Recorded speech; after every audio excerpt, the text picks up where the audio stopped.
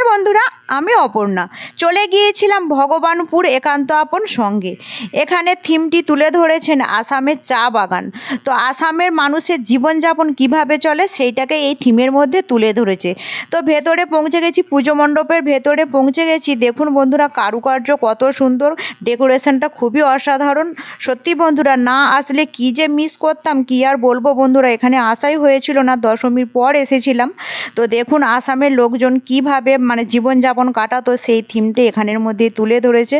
তো দেখুন বন্ধুরা, এখানের ভিউটা কিন্তু খুবই অসাধারণ হয়েছে, মানে বলার মতো ভাষা নেই, এতটাই অসাধারণ লেগেছে।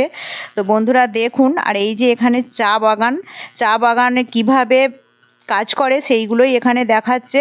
সত্যি বন্ধুরা, না আসলে খুবই মিস করতাম, এটা কিন্তু দেখার বাকি রয়ে যেত, মনে মনে খুবই পস্তাতাম। এসে কিন্তু খুবই ভালো লেগেছিল। আজ এই পর্যন্তই, টাটা।